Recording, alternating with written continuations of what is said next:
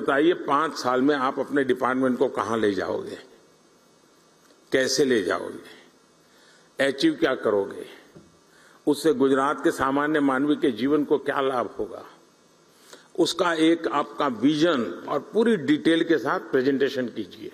ये मैंने सभी विभागों के सचिवों को कहा। और हर दिन शाम को 5 बजे सभी मेरी मंत्रिपरिषद के मंत्री और सभी सचिव हम बैठते थे और एक सचिव आकर के अपने विभाग का पूरा प्रेजेंटेशन देते थे, फिर डिबेट होती थी। सभी सचिव, जो पहले भी कोई एग्रीकल्चर सचिव रहा होगा वो भी वहां बैठा हुआ है, सब लोग अपने अपने विचार रखते थे, डिबेट होती थी, हमारे मंत्री भी डिबेट करते थे। मैं सुनता रहता था, सीखने का प्रयास करता था। एक दिन, और ये कार्यक्रम मेरा करीब महीने भर चला था और शाम को 5 बजे शुरू होता था, रात 10 बजे तो बड़ी मुश्किल से घर जाने की इजाजत मिलती थी।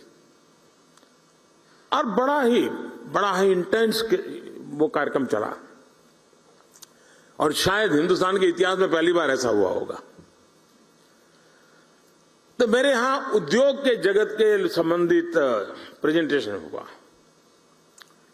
आने वाले दिनों में वो औद्योगिक क्या क्या देखते हैं, आने वाले दिनों में औद्योगिक विकास कैसा होगा, सारा बता रहे थे।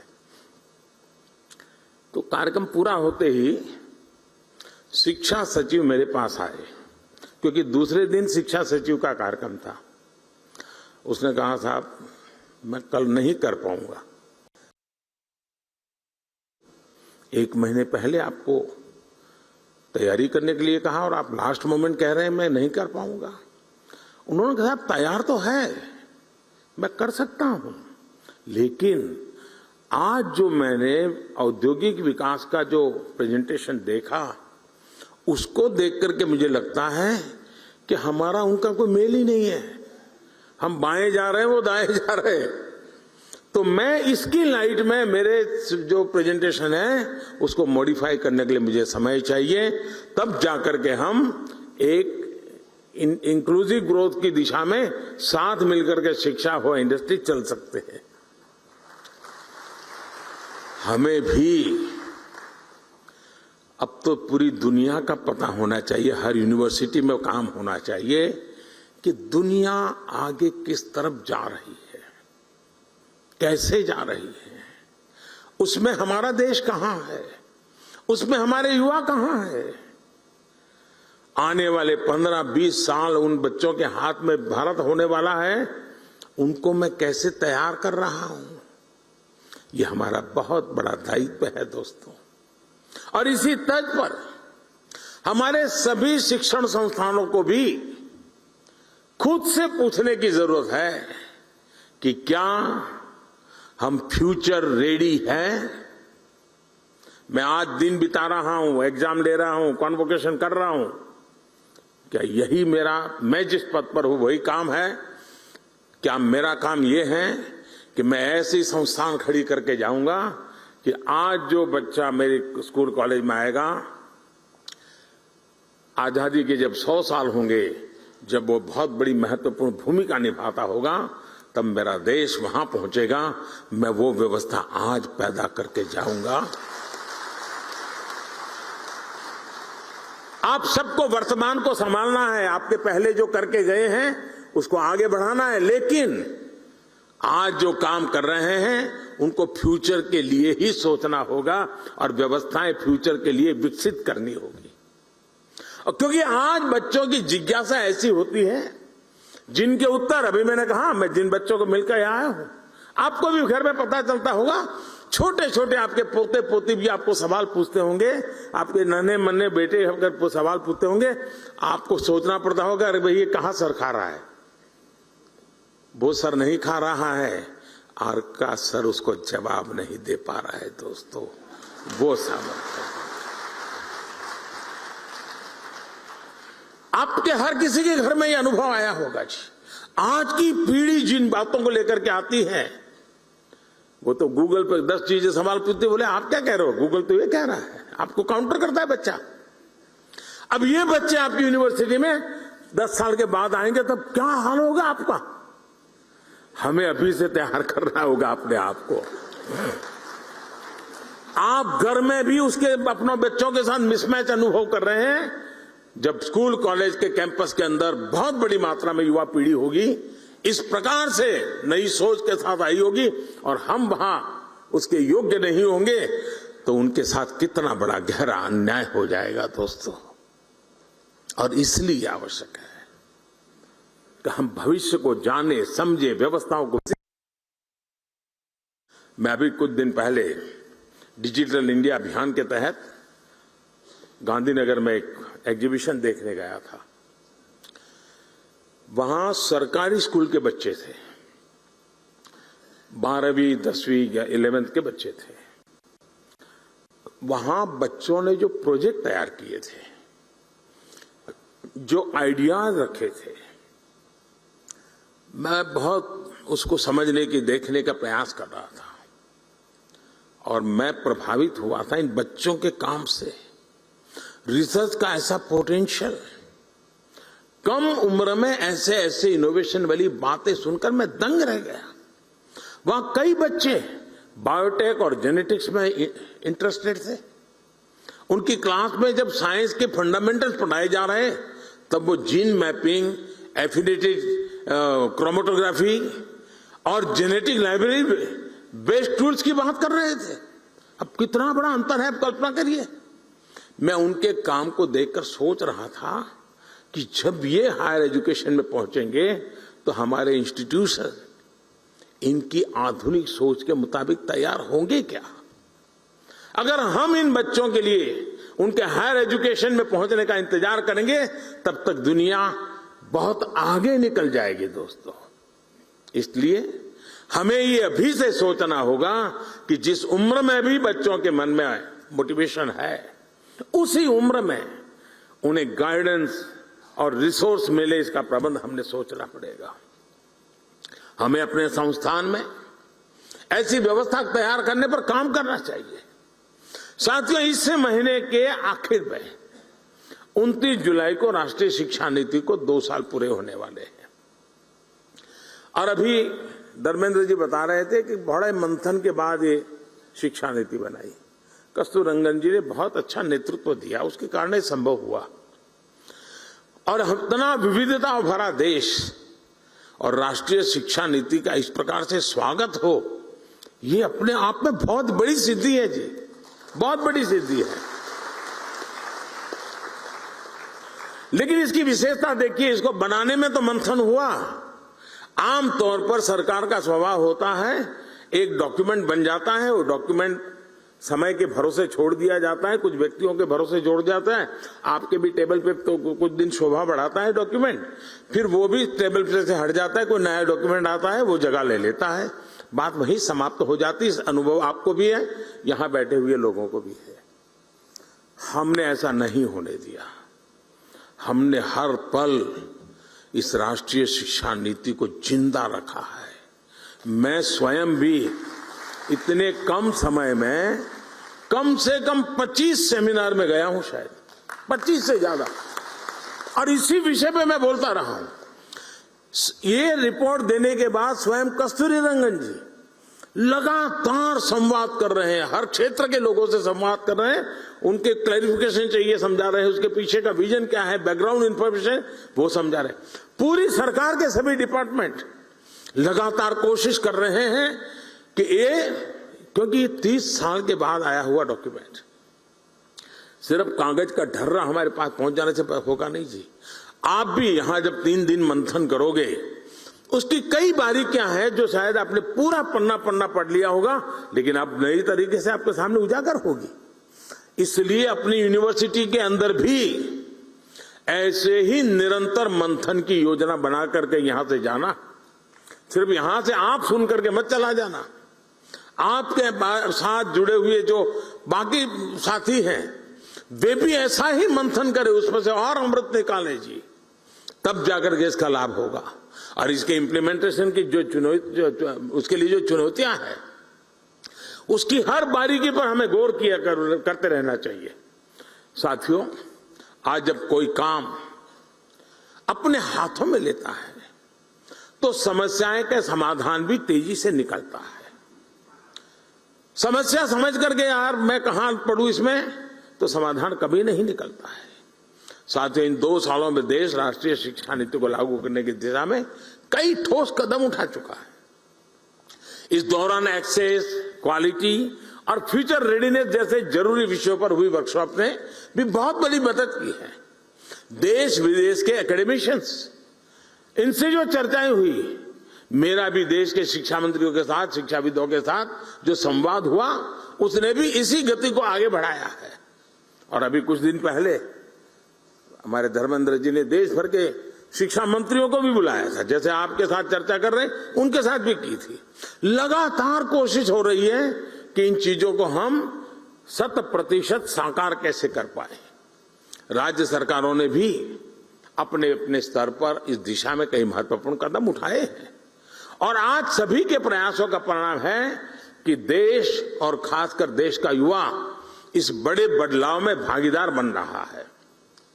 साथियों, नई राष्ट्रीय शिक्षा नीति के लिए देश के एजुकेशन सेक्टर में एक बड़े इंफ्रास्ट्रक्चर ओवरहॉल पर भी काम हुआ है।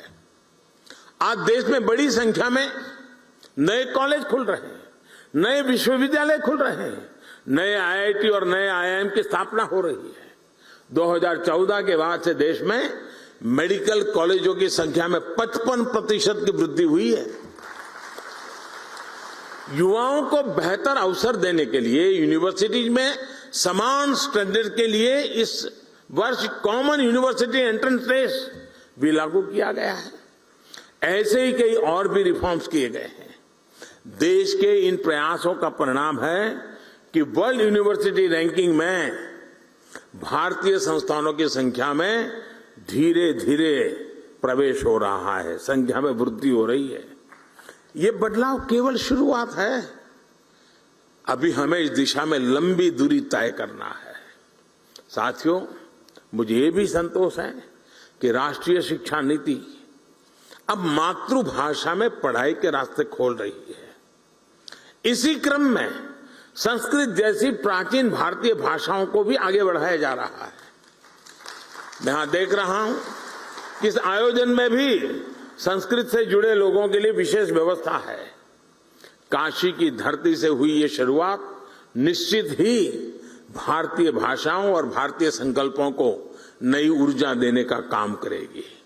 साथियों, मुझे पूरा विश्वास है आने वाले समय में भारत दुनिया में वैश्विक शिक्षा का एक बड़ा केंद्र बनकर उभर सकता है।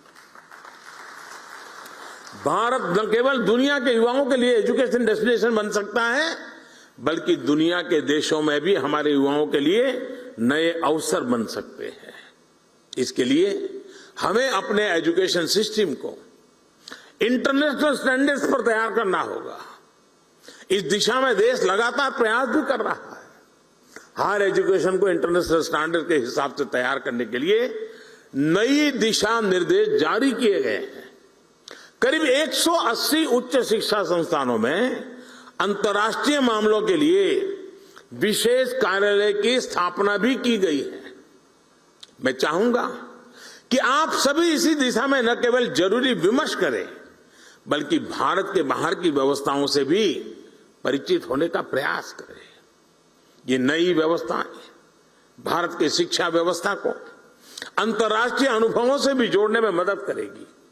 साथियों, इन 3 दिनों में आप लोग अलग अलग सेशन में कई महत्वपूर्ण विषयों पर चर्चा करने वाले हैं। मैं चाहूंगा कि आप इस चर्चा से देश के लिए अलग अलग क्षेत्रों में नए रास्ते खुले, युवा पीढ़ी का मार्गदर्शन हो। दुनिया के कई देशों ने अलग अलग क्षेत्रों में जो रफ्तार पकड़ी है, उसमें एक बड़ा योगदान वहां की यूनिवर्सिटीज का भी है। यूनिवर्सिटीज लगातार सामाजिक, आर्थिक और वैज्ञानिक विषयों पर रिसर्च करती है, सरकार को सुझाव देती है। यही कल्चर, यही कार्य पद्धति हमें अपने यहां भी विकसित करने की जरूरत है। इससे यंग जनरेशन को देश और देश की नीतियों की समझ आती है और उसकी संभावनाओं से भी परिचित होते हैं। मेरा हमेशा से मानना रहा है कि देश के युवाओं की इनोवेटिव सोच और नए आइडिया से नई व्यवस्थाओं को भी ज्यादा से ज्यादा जुड़ना चाहिए। इससे फ्रेश टैलेंट आता है, फ्रेश आइडियाज आते हैं। मैं चाहूंगा कि इसे लेकर भी आप सब चर्चा करें, कोई रोड मैप तैयार करें। यूनिवर्सिटी कैसे सरकार के साथ अलग अलग क्षेत्रों में पार्टनरशिप कर सकती है, इस बारे में भी सोचा जाना चाहिए। अपनी एक्सपर्टीज आपको ही तय करनी है। आप जिस क्षेत्र में हैं उसे लेकर सर्वे और स्टडी करें, सरकार को सुझाव दें। आपकी यूनिवर्सिटी का जो 50-100 किलोमीटर का जो दायरा होगा, वहां की जन सामान्य की समस्याएं क्या है, उसके उपाय क्या है, रिसोर्सेज क्या है, उस रिसोर्सेज के लिए क्या किया जा सकता है, वहां के सामान्य व्यक्तियों की वृत्ति प्रवृत्ति क्या है। आपके स्टूडेंट को एक प्रोजेक्ट मिल जाएगा, स्थानीय रूप से बढ़िया रिपोर्ट बनेगा। सरकार की कोई योजना चलती है तो उसकी अच्छाइयां क्या है, कमियां क्या है, सुधार की संभावनाएं क्या है, बढ़िया रिपोर्ट बन सकता है। ये सारी बातें सरकार के अंदर गंभीरता से कर लिया जाए, बहुत बड़ा परिणाम आता है। मुझे याद है, मैं गुजरात में था तो एक बार सरदार पटेल यूनिवर्सिटी में मेरा कार्यक्रम था। सरदार पटेल यूनिवर्सिटी के लोगों ने रूरल डेवलपमेंट पे काफी रिसर्च करके कुछ किताबें तैयार की थी। उस दिन उन्होंने मुझे गिफ्ट की। मैंने जरा बड़ी बारीकी से उसको देखा, मुझे बड़ा इंटरेस्ट लगा। मैंने डिपार्टमेंट को काम दिया। मैंने कहा, भाई ये जो स्टूडेंट्स ने काम किया है, आप जरा देखिए सरकार जहां जा रही है और ये बच्चे जो कह रहे हैं उसमें कितना अंतर है, और आप हैरान हो जाएंगे। उसमें से बहुत सी चीजें मुझे रूरल डेवलपमेंट के मेरे काम में इतनी मदद आई। विद्यार्थियों ने, टीचर्स ने किया हुआ काम था, जो सरकार में एयर कंडीशन कमरे में बैठ करके निर्णय करना मुश्किल होता है जी।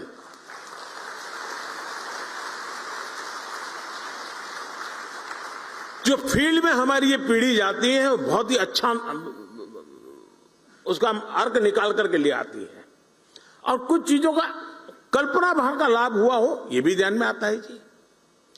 और मुझे विश्वास है हमें उसने, अब जैसे हमारे यहाँ एग्रीकल्चर यूनिवर्सिटी है, अब एग्रीकल्चर यूनिवर्सिटी लैब में जो करती है कितना ही अच्छा काम करे, लेकिन उसको सर्टिफिकेट भी मिल जाए, इंटरनेशनल मैगजीन में उसका आर्टिकल भी छप जाए, उसको डिग्री भी मिल जाए,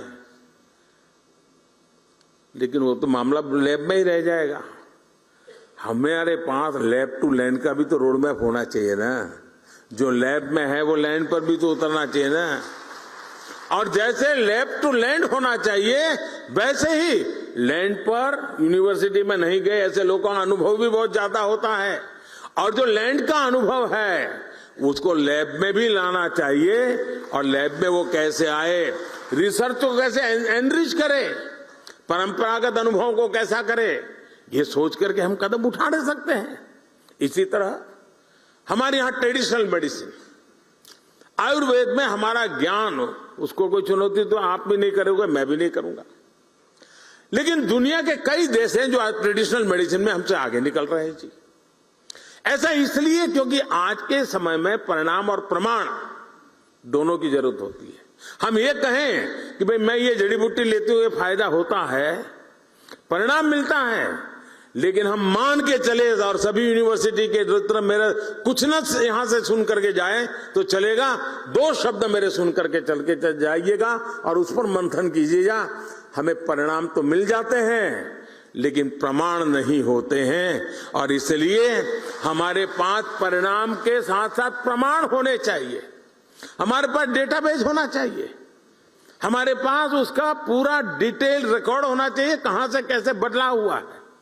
हम भावनाओं के आधार पर दुनिया नहीं बदल सकते जी, दुनिया के सामने उसे मॉडल के रूप में प्रस्तुत नहीं कर सकते, और इसलिए परिणाम होने के बावजूद भी प्रमाण की आवश्यकता आज के विश्व को बहुत जरूरी है। और इसलिए अब हमारी यूनिवर्सिटीज को जो परिणाम से हम परिचित हैं लेकिन जिसमें प्रमाण का अभाव है, उन प्रमाण की पूर्ति करने के लिए मैकेनिज्म बनाना, व्यवस्थाएं विकसित करना है, परंपराएं विकसित करना, ये आप सब साथियों की मदद के बिना होना नहीं है।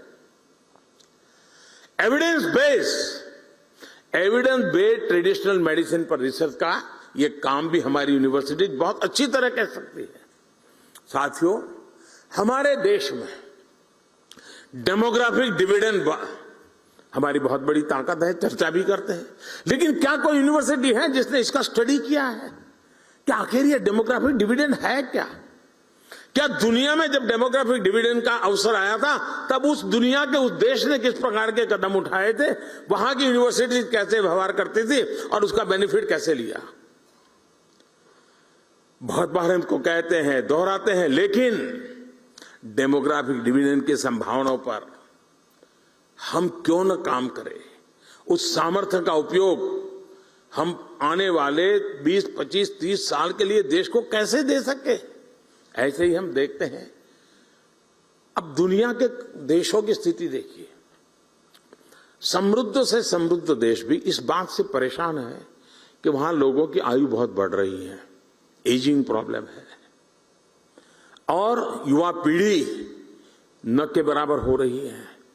बहुत बड़ा बल्क बुजुर्गों का है, उनको जो दुनिया चलानी है उसको चला नहीं पाते हैं। अब ये चक्र ऐसा है, हर एक को आना ही आना है। आज हमारा देश युवा है, कभी हमारा देश भी ऐसा ही होगा जिसमें युवा कम होंगे, वृद्ध ज्यादा होंगे। वो दिन आने वाले हैं।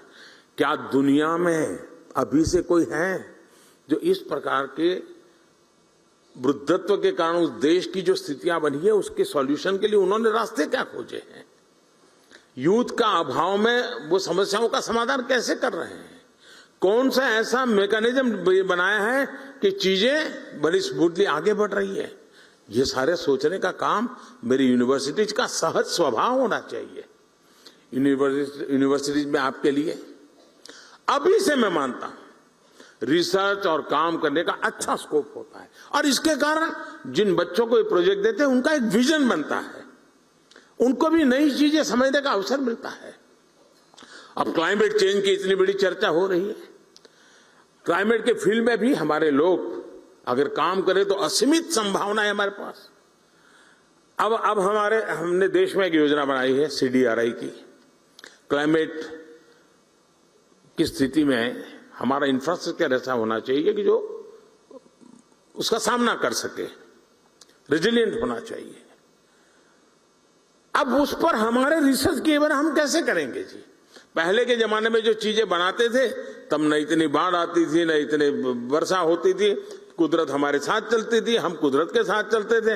अब वो हमसे उल्टा चल रही है, हम उससे उल्टा चल रहे हैं। और इसलिए हमें इस नए संकट के सामने जीना कैसे, उसको सीखने के लिए व्यवस्था करनी चाहिए।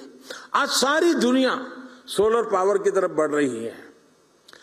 भारत भाग्यवान है कि उसके पास तपता हुआ सूरज है। उस तपते हुआ सूरज की मालिकी हम कैसे उपयोग करेंगे? उसके सामर्थ्य को हम हमारे जीवन व्यवस्था का हिस्सा कैसे बनाएं? सोलर पावर को हमारे यहां इतना महत्व दिया गया है, सरकार की नीतियों में दिया गया है, लेकिन हम रिसर्च के द्वारा, नए नए अनुसंधान के द्वारा, आज नए युग के हिसाब से नए वैज्ञानिक संसाधनों के साथ इस ऊर्जा को इस्तेमाल करने के लिए हमें काफी काम करने की जरूरत लगती है। उसी तरह साथियों, स्वच्छ भारत अभियान हर व्यक्ति के दिल में ये बात अब घर कर गई।